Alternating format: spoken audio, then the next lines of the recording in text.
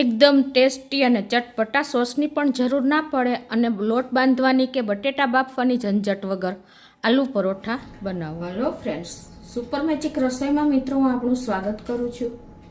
આજે હું આલુ પરોઠાની રેસીપી, એ પણ તમારે બટેટા બાફવાની કે લોટ બાંધવાની કોઈ પણ જાતની ઝંઝટ વગર એકદમ દાદી નાની વખત જે પરોઠા બનતા ને એટલા હેલ્ધી અને ટેસ્ટી પરોઠા બનશે કે બાળકો એટલા ચટપટા બને છે ને કે બાળકો સોસ પણ નહીં માગે, એટલા ટેસ્ટી બનશે. ગમે તો લાઈક કરજો, શેર કરજો અને નવા મિત્રો સબસ્ક્રાઇબ કરવાનું તો બિલકુલ ના ભૂલતા. બાજુમાં રહેલ બેલ આઇકનને પણ પ્રેસ કરજો, જેથી કરીને લેટેસ્ટ વિડીયોની માહિતી મળતી રહે, અને હાઈપ બટનને પણ પ્રેસ કરજો એટલે અમુક પોઈન્ટ્સ અમને લોકોને મળતા રહે.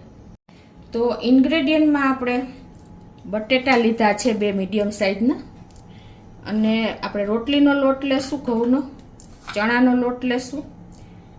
પછી આપણે ચટણી બનાવવા માટે આપણે ધાણા ભાજી છે, ટમેટા છે, મરચાં છે, લસણ છે અને આદુ છે. અને મસાલામાં આપણે રૂટીન મસાલામાં હળદર અને મીઠું લેશું.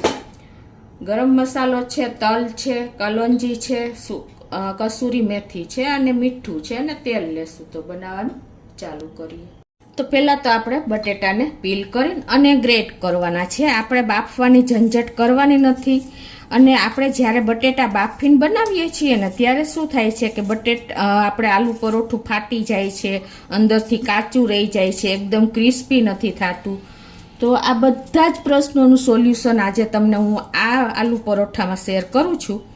કે આપણે ઇન્ગ્રેડિયન્ટ જેવા લીધા છે ને કે તમારા આલુ પરોઠા ફાટશે નહીં, એકદમ કાચા પણ નહીં રહે અને એકદમ ટેસ્ટી અને ચટપટા બનશે. તો આપણે આ રીતે બટેટાને પીલ કરી અને ડાયરેક્ટ આપણે ઠંડા પાણીમાં જ આને ગ્રેટ કરશું, એટલે આપણા બટેટાના જે સ્ટાર્ચ હોય એ નીકળી જશે અને કાળું પણ નહીં પડે. આ રીતે જો આપણે બટેટાને ગ્રેટ કરી લીધા છે, અને હવે એને આપણે 2 થી 3 પાણી આ રીતે ધોઈશું. એટલે શું થશે, જે એનો સ્ટાર્ચ હશે એ બધો જ રિમૂવ થઈ જશે અને બટેટું પણ એકદમ સરસ ફ્રેશ રહેશે.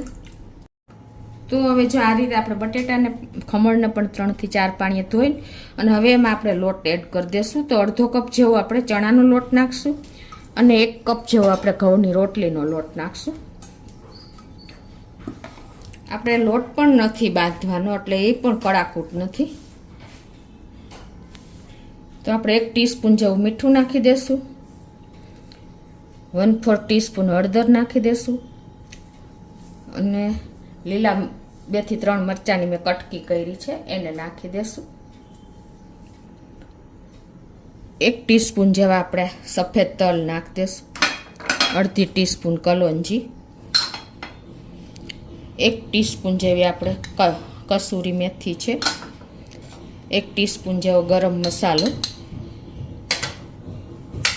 અને થોડી એવી આપણે ધાણા ભાજી.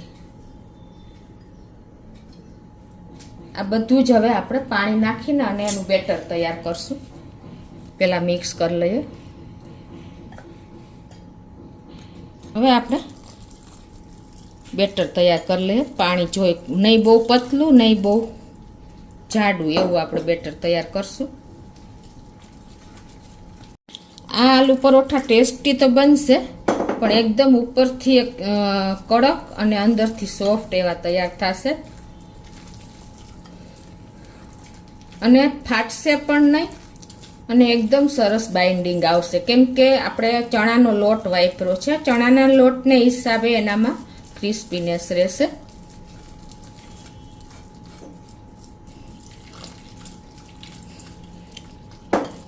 મિત્રો, ક્યારે આલુ પર આપણે બાફવાની ઝંઝટ ન કરવી ને તો તમે ઇઝીલી કોઈ પણ જાતને લોટ બાંધવાની ઝંઝટ વગર આ રીતે એની ટાઈમ તમે બાળકોને ટિફિનમાં કે નાસ્તા બોક્સમાં સર્વ કરી શકો છો.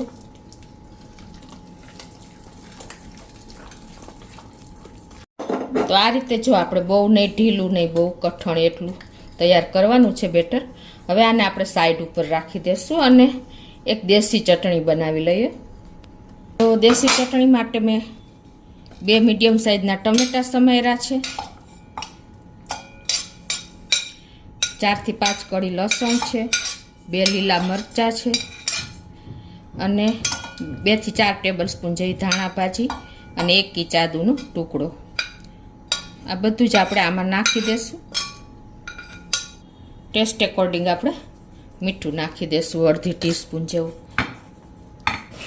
અને થોડું એવું પાણી નાખીને, પાણીની જરૂર નહીં પડે પણ આમથું થોડું નાખીને ચમચી 2 ચમચી જેવું, અને આપણે એને ચટણી બનાવી લઈએ.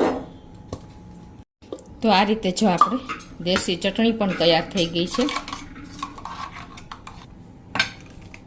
આ ચટણી પણ એટલી જ ટેસ્ટી બને છે. હવે આપણે પરોઠા તૈયાર કરી લઈએ. તો આપણે આ રીતે કોઈ પણ તમે નોનસ્ટિક કે લોખંડની લોઢી લઈ શકો છો, અને લોઢીને સહેજ આપણે ગરમ કરી લઈએ. લોઢી પણ લાઇટ એવી તપી ગઈ છે. તો ગેસની ફ્લેમ અત્યારે આપણે મીડિયમ રાખી છે.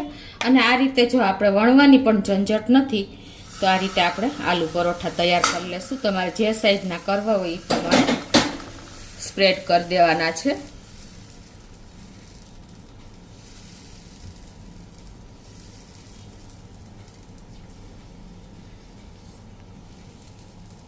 ખાવામાં પણ મજા આવશે અને બનાવવામાં પણ કંટાળો નહીં આવે. તો આને આપણે એક સાઈડ થવા દઈએ. તો હવે જો આપણે ઉપરની સરફેસ ડ્રાય થઈ ગઈ છે, 1-2 મિનિટ, 1 થી 1.5 મિનિટ જેવું થયું છે. તો ફરતું આપણે તમે બટર કે ઓઇલ કાંઈ પણ લગાવી શકો છો. અત્યારે મેં તેલ લીધું છે.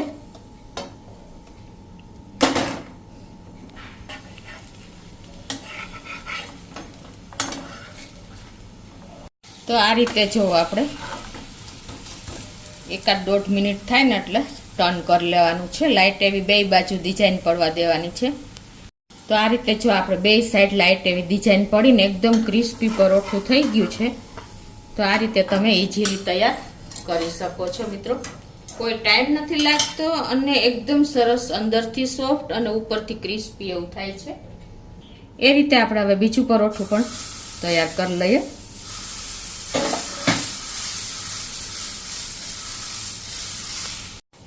તો આ રીતે જો આપણે બીજું પરોઠું પણ તૈયાર કરી લીધું છે. તો મિત્રો આપણા આલુ પરોઠા કોઈ પણ જાતની ઝંઝટ વગર તૈયાર થઈ ગયા છે. આવી રીતે જો આપણે એક બટકું તોડશું ને ત્યાં જ તમને આ કસૂરી મેથીની એટલી સ્મેલ સરસ આવે છે, અને પ્લસ આપણે ક્રન્ચીનેસ આવે છે તલને હિસાબે, અને ચટપટો ટેસ્ટ આપણે મરચું છે, કલોંજી છે, ગરમ મસાલાને હિસાબે આવે છે. તો તમે ચોક્કસ એક વખત આ રીતે જો આપણે દેશી ચટણી સાથે તમે આ રીતે બાળકોને આપશો ને તો એન્જોય કરી શકશે. એટલા ટેસ્ટી અને ચટપટા આપણા આલુ પરોઠા રેડી છે મિત્રો. તો ચોક્કસ એક વખત આ રીતે બાળકોને લંચ બોક્સમાં આપજો, અને ઘરે પણ ટ્રાય કરજો. ગમે તો લાઈક કરજો, શેર કરજો, અને નવા મિત્રો સબસ્ક્રાઈબ કરવાનું તો બિલકુલ ના ભૂલતા.